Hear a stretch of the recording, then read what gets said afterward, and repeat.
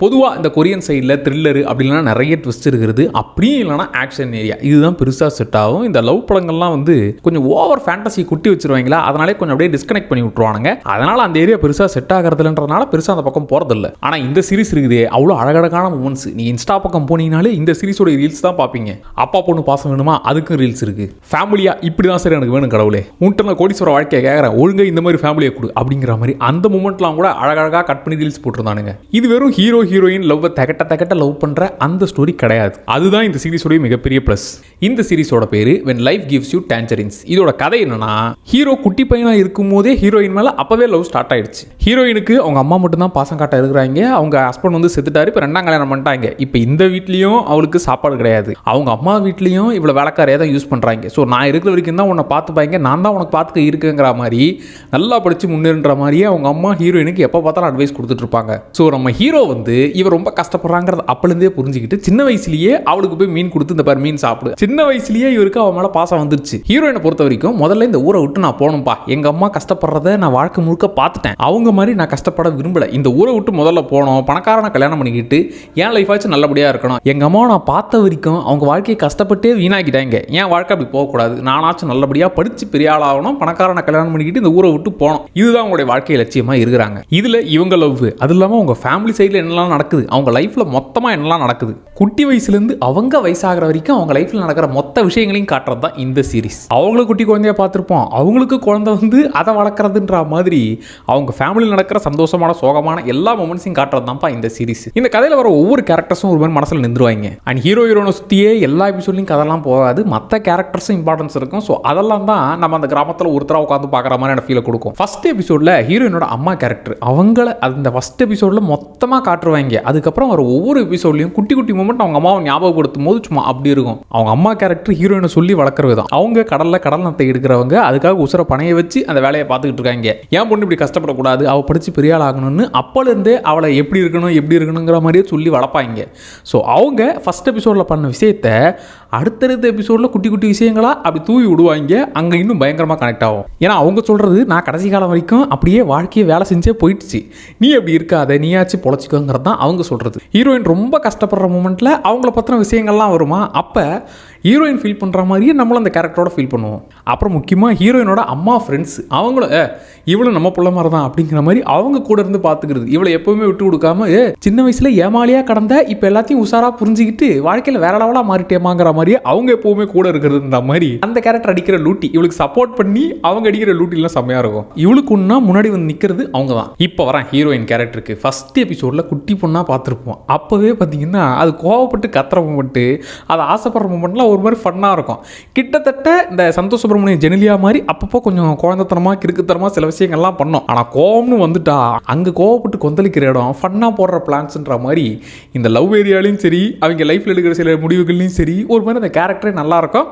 குட்டி குழந்தையிலேருந்து அது அப்படியே மாறுறது, விவரம் தெரியாத பிள்ளையாக இருந்துச்சு, இவ்வளோ விஷயத்தை இவ்வளோ பண்ணுறாளா அப்படிங்கிற மாதிரி மற்ற கேரக்டர்ஸ் ஃபீல் பண்ணுற மாதிரி நாமளும் ஃபீல் பண்ணுவோம். அண்ட் இந்த லவ்வில் இவங்க போடுற பிளான்லாம் ரொம்ப டம்மியாக இருக்கும், ஆனால் ஒரு மாதிரி தமாசா இருக்கும். ஹீரோயின் கேரக்டரை பொறுத்த வரைக்கும் அவங்க அம்மா தான் உலகம், அது இல்லாமல் அவள் ஆசைப்பட்ட லைஃப்ங்கிறது இந்த ஊரை விட்டு வெளியே போகணும். ஸோ அப்படி பார்க்குற அந்த கேரக்டரை போக போக அவங்க அந்த லவ்வில் காட்டுற விஷயங்கள்ன்ற மாதிரி அழகாக மனசில் நிற்க வச்சுருவானுங்க. இப்போ வர சார் ஹீரோ கேரக்டருக்கு, ஹீரோயினை விட ஹீரோ கேரக்டர் தான் தங்கம் சார், சொக்க தங்கம். ஹீரோயினாச்சு அப்பப்போ கொஞ்சம் கிறுக்குத்தனமாக பண்ணோம், சில விஷயங்கள் கொஞ்சம் எமோஷனலாக முடிவு எடுப்பாங்க. ஹீரோவை பொறுத்த வரைக்கும் குட்டி வயசில் அந்த பொண்ணுக்கு இந்த மீன் சாப்பிடு அப்படின்னு கொடுக்குற மாதிரி வயசாகிற வரைக்கும் அவன் பார்த்துக்கிற விதம் தான் இந்த சீரிஸே. அவன் காட்டுற லவ் இருக்குது. சில சமயம் ஹீரோயினை இரிட்டேட் பண்ணுற விஷயங்கள்லாம் பண்ணால் கூட இவன் எப்பவுமே கூடவே நிற்பான். ஊரே இவனை ஏன்டா பொண்ணு பின்னாடி சுற்றிக்கிட்டு இருக்க, அவள் பின்னாடி ஏன்டா இருக்கிற அப்படிங்கிற மாதிரி இவனை கலாச்சாரம் இவன் அதெல்லாம் கண்டுக்க மாட்டான். இவன் காதல் உண்மையாக தான் இருக்கும். அவன் லவ் தான் சார் அவ்வளோ கியூட். இதில் அவனை பொறுத்த வரைக்கும் கஷ்டப்பட்டு உழைக்கணும்ப்பா, கடலுக்கு போய் மீன் பிடிச்சிட்டு வரணும், அந்த மீனை முதல்ல இவளுக்கு கொடுக்கணும், இவளை நல்லபடியாக பார்த்துக்கணும். குடும்பமே என்னடா அவனோ மயக்கிட்டாளா, அவ பேச்சை கேட்டு ஆடிக்கிட்டு இருக்குன்னு என்ன சொன்னாலும் அதுக்கு ரிப்ளையே கொடுக்க மாட்டான். எனக்கு அவளை பிடிச்சிருக்கு, அவ கூட வாழ்றதான் பிடிச்சிருக்குன்னு அவளுக்காகவே இருக்கிற ஜீவன் தான் இவன். எனக்கு இந்த சீரிஸ் ரொம்ப கனெக்ட் ஆனது 3வது எபிசோடில். அந்த மூமெண்ட்டு ஒரு மாதிரி என்னடா உடச்சி விட்டீங்களடா, என்னடா பண்ண போறீங்க அப்படிங்கிற மாதிரி ஒரு மூமெண்ட்டை கிரியேட் பண்ணுவானுங்க. ஸோ அந்த இடத்துல அங்கே கொய்யால காலிடா, நீ எத்தனை சீசனு இவங்களோட எத்தனை தலைமுறை காதல் கதையை நீ சொன்னா கூட பரவாயில்லடா, நான் உட்காந்து பார்த்துக்கிட்டு இருக்கேன்ற மாதிரி அந்த 3வது எபிசோடு ஒரு மாதிரி எனக்கு பெஸ்ட் எபிசோடா இந்த சீரீஸ்ல ஃபீல் ஆச்சு. ஹீரோயினோட அம்மா கேரக்டர், இப்போ ஹீரோயின் கேரக்டர், ஹீரோயினோட பொண்ணு கேரக்டர்னு இன்னும் எத்தனை தலைமுறை வேணாலும் எடுத்துக்கிட்டு போ, அந்த கிராமத்தில் ஒருத்தனா உட்காந்து பார்க்குறங்கிறது தான் இந்த சீரீஸில் ஒரு மாதிரி எனக்கு கனெக்ட் ஆனது. எனக்கு இதில் ஹீரோயினை குட்டி பசங்களாகவே பார்த்துட்டோமா, அவங்க வளர்ந்து பெரிய ஆளாகி அவங்க குடும்பம் அப்படிங்கிற மாதிரி போகும்போது நம்ம என்னமோ எதிர் வீட்டில் இருந்து எனக்கு தெரியாதா சின்ன வயசுலேயே அவங்க லவ் பண்ணுறதெல்லாம் பார்த்துருக்கோம், வளர்ந்து எப்படி லவ் பண்ணிருந்தாங்க தெரியுமான்ற மாதிரி நம்ம அந்த கிராமத்தை ஒருத்தராக இருக்கிற ஃபீல் தான் இந்த சீரிஸை கொடுத்தாங்க. ஸோ இந்த சீரிஸை நீங்கள் பார்க்கும்போது பொறுமையாக டைம் எடுத்து கூட பாருங்கள். ஒன்று 1 மணி நேரம், இப்போதைக்கு 12 எபிசோடு வந்திருக்கு, அடுத்த செட்டு 4 எபிசோடு வந்துடும். கொரியன் சீரிஸை பொறுத்த வரைக்கும் மொத்தமாக ஒரே சீசனில் 16 எபிசோடாக விட்டுருவாங்க. 16 மணி நேரம், 50 நிமிஷத்துலேருந்து 1 ஹவர்னே வச்சுக்கோங்களேன். 16 மணி நேரம் மொத்தமாக உங்கள் லைஃப்பை பார்த்துக்கங்கப்பாங்கிற மாதிரியே ஒரே சீசனில் ஒரேடியாக கொடுத்துருவாங்க. ஸோ அப்படி தான் இந்த சீரிஸ் நீங்கள் பார்க்கும்போது அந்த கிராமத்தில் ஒருத்தராக நீங்கள் அப்படியே அவங்க சின்ன வயசுலேருந்து வளர்ந்து பெரிய ஆளாகிறாங்கப்பான்ற மாதிரியே அழகாக என்ஜாய் பண்ணி பார்ப்பீங்க. அண்ட் இந்த சீரிஸை பொறுத்த வரைக்கும் யாருமே இந்த வில்லன் வந்து கதையவே திருப்பிட்டான் அப்படிங்கிற மாதிரிலாம் கிடையாது. இந்த சுச்சுவேஷன் தான் இவளுக்கு, இந்த கடல் தான் எல்லாத்தையும் கொடுத்துது, இந்த கடல் தான் எல்லாத்தையுமே எடுத்துக்குதுங்கிற மாதிரி அந்த கடலனையே இவ கோவப்பட்டு கத்துவா. அந்த கடலனை தான் அவங்க அம்மாவுக்கு கடலனத்தை எடுக்கிற வேலையை கொடுத்துச்சு. அவன் லவ்வரு இப்போ கடலில் போய் மீன் பிடிச்சிட்டு வரான், அதுவும் கடலனை தான் கொடுக்குது.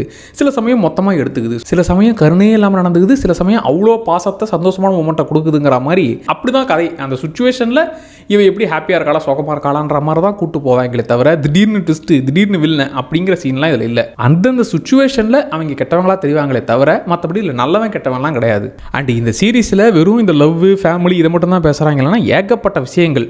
ஒருத்தவங்க படித்து அவங்க லைஃப்பில் பெரிய ஆள் ஆகிறதுங்கிறது எவ்வளோ முக்கியங்கிற விஷயத்தை, அதாவது கருத்தூசிலாம் போடாமல் அப்படியே போகிற போக்கில், அது இல்லாமல் ட்ரெண்டு எப்படி வருது, இந்த புது ட்ரெஸ்ஸு இந்த மாதிரி விஷயங்கள்லாம் ட்ரெண்டாக எப்படி உள்ளே நுழையுது, இப்போ பார்த்தீங்களா பொண்ணுங்க எப்படி ட்ரெஸ் போடுறாங்க, இப்போ பார்த்தீங்களா பசங்க எப்படி மாறிட்டாங்க அப்படிங்கிற மாதிரி இந்த ட்ரெண்டு, ஃபேஷன் இந்த விஷயங்கள்லாம் எப்படி வருதுன்னு அழகாக அப்படி சொல்லுவாங்க. முக்கியமாக லவ் பண்ணுறது, கல்யாணம் பண்ணுறது, குழந்தை பார்த்துக்கிறது, அவ்வளோதான். ஒரு ஃபேமிலி ஆகிட்டிங்கன்னா அந்த ஃபேமிலியை பார்த்துக்கிறதுல உங்கள் வாழ்க்கை போயிடும். இப்படிங்கிற மாதிரி இருக்கிறது இந்த ஏழையிலேருந்து மிடில் கிளாஸாக மாறுறது அந்த லெவலுக்குள்ளே தான் இருக்குங்கிற மாதிரி அதை காமிச்ச விதம். ஸோ படித்து நீ பெரிய ஆள் ஆகிட்டனா உன் லைஃப் சேஞ்ச் ஆகிடும். இல்லை இந்த சைக்கிள்குள்ளே மாட்டிக்கிட்டேன்னா இப்படியே இருந்தும் வாழ்க்கை ஓடிடும்பா, நீ கஷ்டப்பட்டு அடுத்த ஜென்ரேஷனை பார்த்துக்கிட்டு அப்படியே முடிச்சிடுவேன் அப்படிங்கிற விஷயத்தை அப்படி போகிற போக்கில் பேசுனது. ஹீரோயினோட ஆசை படித்து பெரிய ஆள் ஆகணுங்கிறது.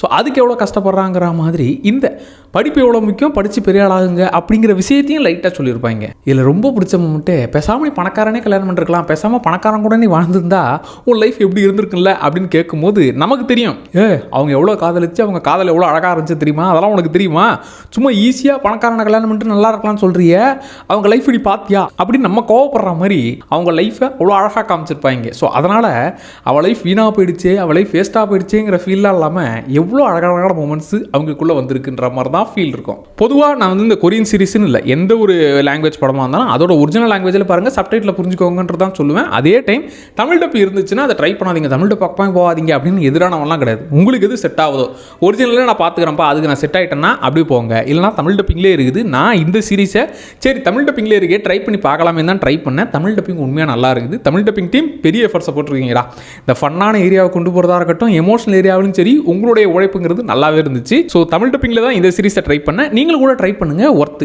சரி ஃபேமிலியாக இந்த சீரிஸை பார்க்கலாமான்னா ஆக்சுவலாக 13+ தான் கொடுத்தது. பட் சில அந்த லிப்லாக் மாதிரி வரும், பட் அது பெருசாலாம் சத்தியமாக இருக்காது, டக்குன்னு அப்படியே வந்துட்டு போகிற மாதிரி தான் இருக்கும். மற்றபடி இது வெறும் 2 பேரோட லவ் மட்டுமே காட்டுறது இல்லையே, மொத்தமாக அந்த ஃபேமிலி, மொத்தமாக அந்த அடுத்தடுத்த ஜென்ரேஷன் லவ்ங்கிற மாதிரி தாராளமாக நீங்கள் ட்ரை பண்ணலாம். அழகான சீரிஸ். அப்பா பொண்ணு பாசம் தெரிஞ்சுக்கணுமா, அம்மா பொண்ணு எப்படி வளர்க்கணும்னு புரிஞ்சுக்கணுமா, அது இல்லாமல் லவ்னா இப்படி தான் சார் இருக்கணும், குட்டி வயசுலேருந்து பாருங்கள் சார் வயசான வரைக்கும் அந்த காதல் எங்கேயாச்சும் கம்மியாச்சா அப்படிங்கிற மாதிரி விஷயங்கள்லாம் பார்க்கணும்னா இந்த சீரிஸை ட்ரை பண்ணுங்கள். ஆனால் எனக்கு இந்த கொரியன் சீரிஸ் இது வெறும் 2 பேரோட லவ் மட்டும் 8 எபிசோடாக தகட்ட கொடுத்துருந்தாங்க, நான் 2வது எபிசோட்லேயே கிளம்பியிருப்பேன், வேணாம்டா செட் ஆகாதுன்னு.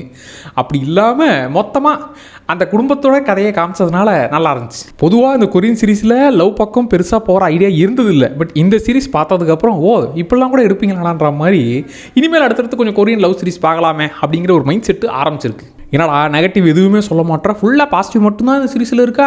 என்னை பொறுத்தவரை இப்போ நம்ம ஒரு சீரிஸ் பார்க்குறோன்னா அதில் இருக்கிற எல்லா கேரக்டர்ஸும் ஒரு மாதிரி நம்ம கனெக்ட் ஆகிடுச்சுன்னு வச்சுக்கோங்களேன். ஸோ அந்த கேரக்டர்ஸ்க்கு என்ன நடந்தாலும் எதுவும் நடந்துடக்கூடாதுப்பா அப்படிங்கிற மாதிரி நம்ம ஃபீல் பண்ணுறதா இருக்கட்டும், அவங்க சந்தோஷப்பட்டால் நமக்கு இங்கே சந்தோஷம் வர்றது, அந்த கேரக்டர்ஸோட கனெக்ட் ஆகிறதுங்கிற ஒரு விஷயம் நடந்துடுச்சுன்னா அது எத்தனை எபிசோட் போனாலும் நம்ம அழகாக அதை என்ஜாய் பண்ணுவோம். ஸோ அந்த மாதிரியான ஒரு விஷயத்தை இந்த சீரிஸ் கிரியேட் பண்ணும். ஸோ அதனால் எனக்கு அந்த கேரக்டர்ஸோட அந்த லைஃப்பை பார்க்குறது எனக்கு அவ்வளோ நல்லா இருந்துச்சு. எனக்கு ஒரு மாதிரி ஹோல்சமாக நல்லா இருக்குப்பா அப்படிங்கிற ஒரு ஃபீலை கொடுத்துச்சு. ஸோ அதனால் இது பாசிட்டிவ் இது நெகட்டிவ் இப்படிங்கிற அந்த ஒரு விஷயத்தை பண்ணாமல் இந்த சீரிஸ் ஹோல்சமாக ஒரு மாதிரி அழகாக ஒர்க் ஆச்சுப்பா.